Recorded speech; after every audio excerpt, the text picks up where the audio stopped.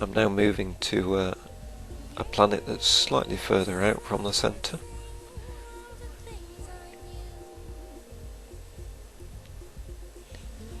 Now the new wormhole that I've just warped to is a H296. Off the top of my head I can't quite remember what type of wormhole that is, so for the moment I'll just put a bit of a question mark there. I do know that it's a dangerous unknown, which means it will either be a C4 or a C5. But I can easily just check the code later, or I could jump through and check the system number.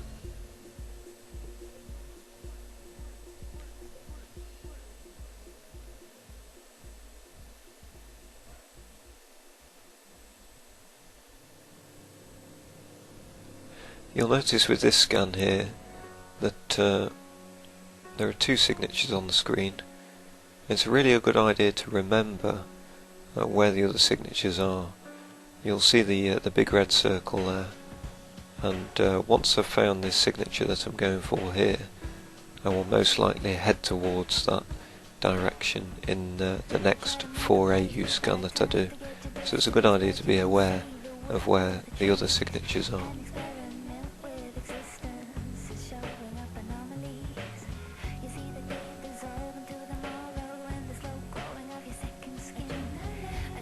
You'll also see that when the probes intersect each other, they form kind of faint lines. Now, when I'm probing, I make sure that when I push the outer probes inwards, that they form quite a clear central line, and I make sure I line that up with the central probe. That just means that the probes are always nice and evenly spread. Okay, so I picked up a grav site this time, so I can tick that off the list. And now I'm back up to 4, and I'll probably move in the direction that I know there's a signature there.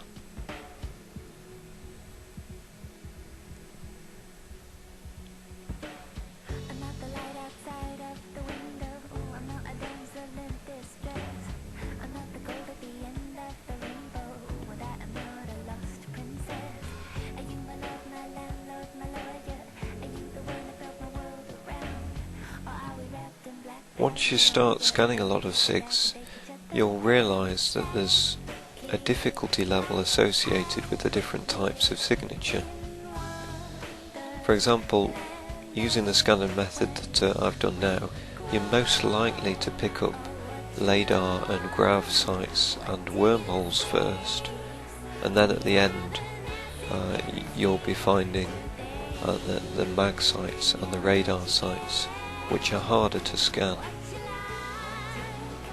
The only exception to this is some of the harder LADAR and grav sites, such as the instrumental and vital LADARs. Those are about as hard to scan as the mag and radar sites. So whereas some of the LADAR and grav sites I could actually recognise what they were from a 4AU scan, this radar that I've just found, I needed to do a 1AU scan to actually find out what it is. So that shows you that radar sites are normally more difficult to scan than LADAR, grav or wormhole sites. Okay, so I've quickly just moved my probes now, still at 1AU, over to the wormhole that I've already bookmarked. This will be the wormhole that leads back to home. So I can quickly take that off the list as well.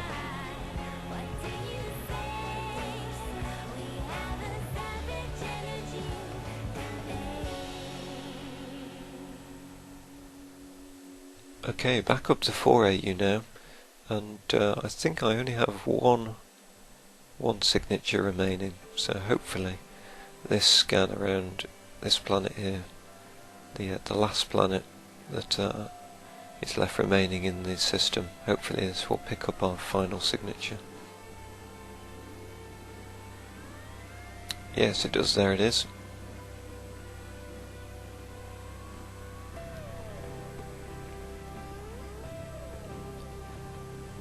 I should probably note now that my scanning skills are not amazing.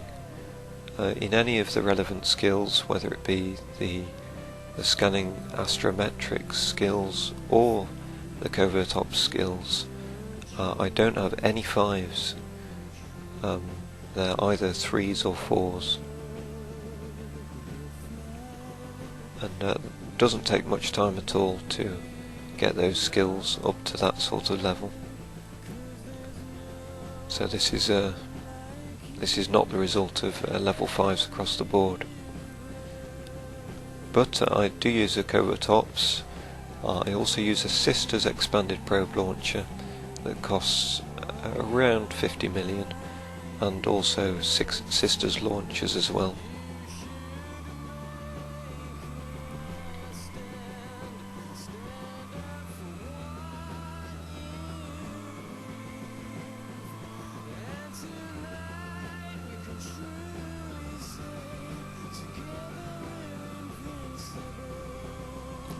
So really, getting good at scanning is more a case of practice than of skills at all.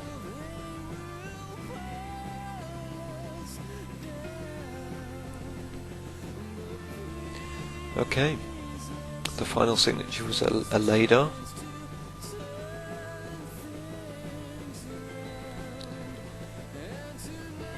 Now, just to finish off,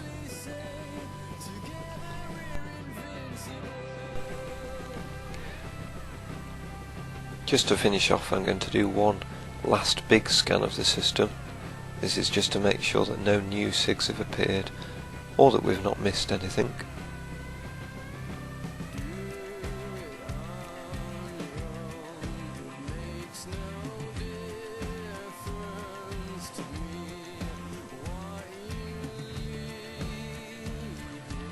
And as you can see, it's completely clear, which is good. So we've got every signal signature.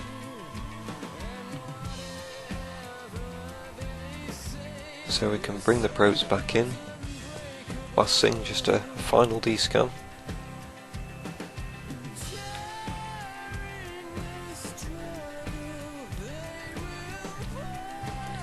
And then we can head back home.